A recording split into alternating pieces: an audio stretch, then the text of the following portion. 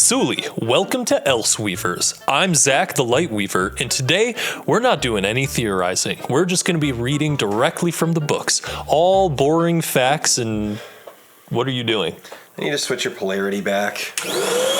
Sule! We have a theory today that could help us understand the shards of Adonalsium in a terrifying new way. What if discord is the anti-harmony? The same intent, but polarity inverted. The background information for this is gonna get a little dense today, but if you stick with us, you might just be convinced. Today, there will be spoilers for Mistborn Era 2 and the Stormlight Archive through Wind and Truth. Sule, do you want to legally be our friend? Well, we started a Patreon where you can get exclusive access to an exclusive Discord server. We'll theorize with you and you can even help plan the next Lightcaller videos. Plus, there's a ton of other perks, so check it out in the link below. Kolo? If you're fuzzy on the concept of investiture and tones, I recommend watching Jason's great video about tones here. In short, investiture is essentially the magic of the Cosmere that originates from the god Adonalsium. Well, also the shards, who were once Adonalsium before being split by the Dawn shards. We also have a video about that here. Today, we're most interested in the topic of anti-investiture. In Rhythm of War, we were introduced to the concept of anti-investiture with the reveal of anti-light. This type of static investiture is particularly interesting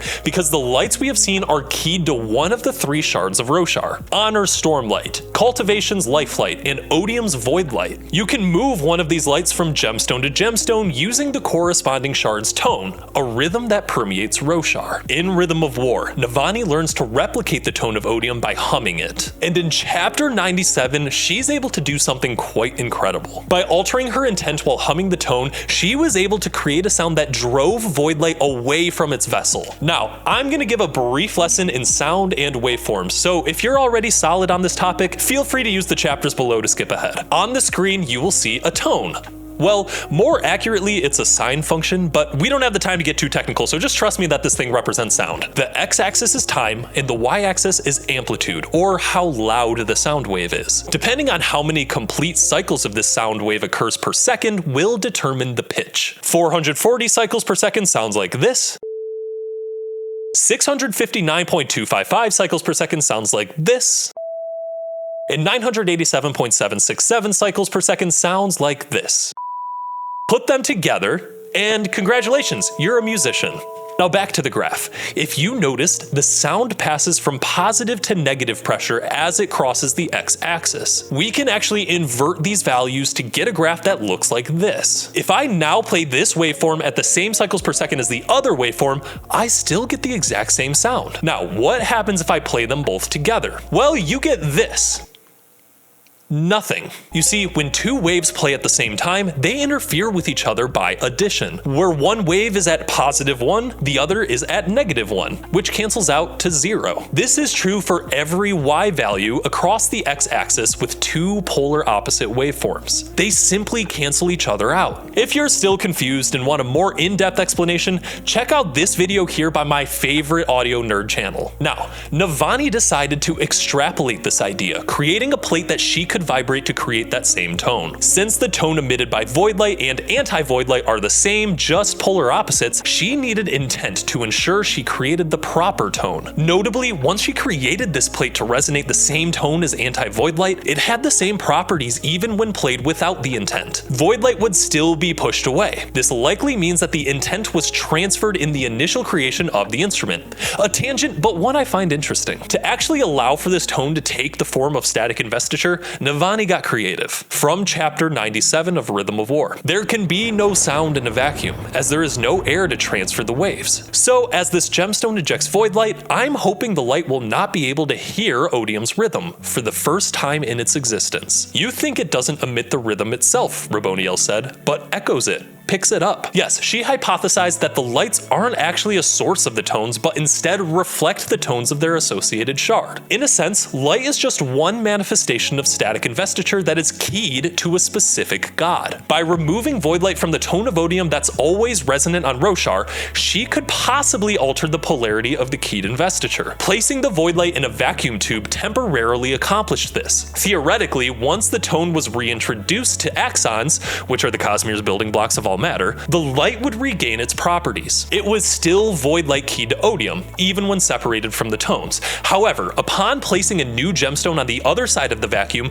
Navani played the plate for the light, making sure it was the first tone it heard when re-engaging with matter. This successfully reversed the polarity of the light. And it's important to remember that this tone is still the tone of odium, and it isn't certain if you could have rekeyed the light to honor or cultivation's tones. The anti-void light or polar negative void light will cancel out any polar positive void light, destroying both in the process. The kinetic release from this destructive interference seems to be altered by physical pressure. The result is explosive within the confines of a gemstone. Conversely, magic-like light weaving simply dissolve when met with anti-storm light in the open air. This, of course, has deadly applications. Raboniel uses it to destroy her daughter's soul, as it was largely made up of Odium's investiture. El was able to do the same thing to the Herald Yezrian and Kolinar during Wind and Truth. The only difference is he used anti-storm light. Their souls, or at least most of their souls' polarities, were opposite to the light which killed them.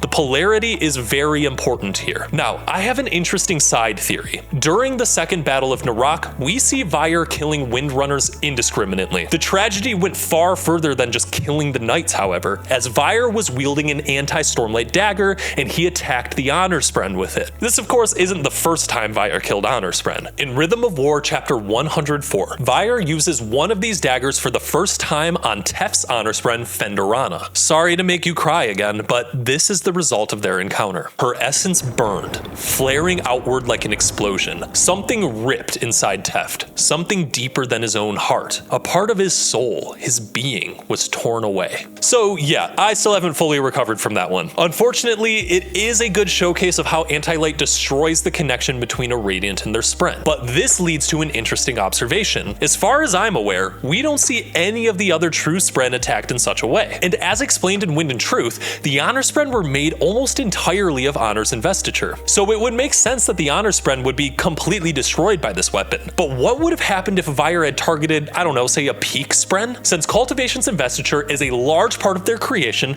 I wonder if there would still be a remnant of that piece of the Spren. Better yet, how would a Cultivation Spren react to anti-stormlight? Being so much more of Cultivation, I wonder how effective the weapon would actually be. A question to discuss in the comments below. Sule, did you know we have merch now? We have 4 new designs on our website, so make sure to check them out before the end of September, because then they're going to be gone. Okay, Kolo. Now back to the main topic for today. In Wind and Truth chapter 120, we see what Tanavas thinks of this anti-light when he encounters it himself for the first time. He laughed and threw his power against mine.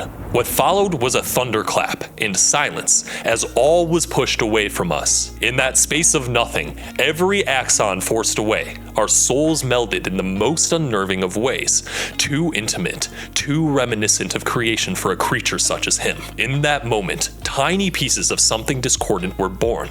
Something dangerous, even to a god. The counter to my essence. Anti-light. This one paragraph could be analyzed for hours, and we actually have a few videos discussing it. Right now, I want to dial in on some of the specifics of this statement. First, notice that the anti-light was created in a vacuum once again. The powers of Honor and Odium melded in the space of nothing, forming anti-light. Also, it isn't lost on me that the creation of this clash is described as discordant. Remember that when we talk about discord. One final thing about this section. Honor recalls our souls melded in the most unnerving of ways. This is specifically because the melding of the power was too reminiscent of creation for a creature such as Odium. We know the investiture of Adonalsium was once one, but it was split by the Dawn Shards during the Shattering. When these intents were together, they were used to create things. Keep in mind, even a shard such as Ruin, the divine intent to destroy, created alongside another shard. What was so specifically unnerving about this clash with Odium? Is it possible there is some sort of natural attraction of the power itself? Do these shards have polarities? That's the theory. What if the 16 shards of Adonalsium themselves can have their polarities swapped? Now, let me talk about a new term.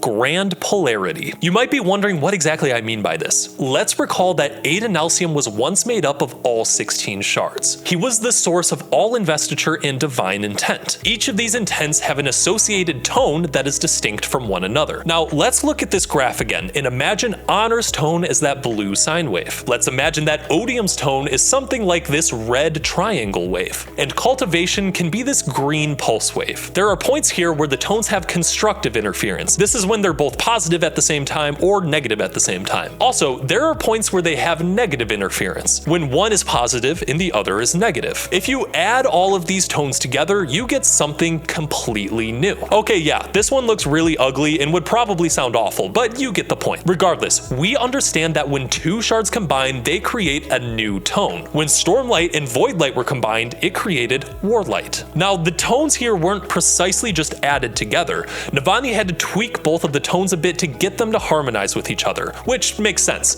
Otherwise, you might end up with this monstrosity. But this revelation shouldn't just stop at two shards. Theoretically, Adonalsium's tone would be some sort of combination of all 16 shards' tones, probably tweaked to harmonize better. However, we know that you can flip the polarity of these shards' tones now. Now, even though the tone may sound the same, when added back to the combined tone, you end up with a totally different function as seen here. The two are not polar opposites of each other, but they are still somewhat similar, at least in this case. The point here is that we could expand this to the grand tone itself. Why not have an anti-Adonalsium tone? In fact, I honestly think this might be the reason Brandon keeps telling us that if you were to combine all of the shards right now back into one entity, you might not just get Adonalsium again. After all, if some of the shards are inverted right now, you would get a completely different being when adding them back together. I can't fully get into this theory without quickly bringing up Isles of the Emberdark. I'm only going to talk about it briefly, and this isn't strictly necessary if you haven't read it, so feel free to skip ahead if you're not ready. Isles of the Emberdark revealed a lot of new information about the Cosmere. One of the most incredible reveals was the existence of anti-investiture. Of course, we already knew about anti-light, but Emberdark took this idea a step further. Investiture itself has a polarity, regardless of its key. Now, I still hypothesize that the entities are associated with the investiture of ambition, odium, and potentially mercy, but just like how odium's clash with honor produced anti-light, his clash with ambition created anti-investiture of some sort. I do wonder if they were also created in the vacuum of space. Either way, the Scadrian machine was able to produce unkeyed, positively or negatively aligned raw investiture, meaning raw investiture itself certainly has polarity. Now that I'm done with the Emberdark spoilers, I theorize that some of the shards are already polar inversions of the original intent. Odium, the god of divine wrath, may not be the original intent of Adonalsium, but an inversion. The Odium we know is raw hatred. He seethes eternally, and his disgust knows no bounds. I wager that this is an inversion of the original intent of Adonalsium. You could think of the shard's truest intent as divine wrath, a hatred towards injustice. This intent can easily be twisted to be about loathing and petty wrath. Okay, so that was a lot of information, but what does this have to do with Harmony and Discord? Now, we already did a full video on Discord here,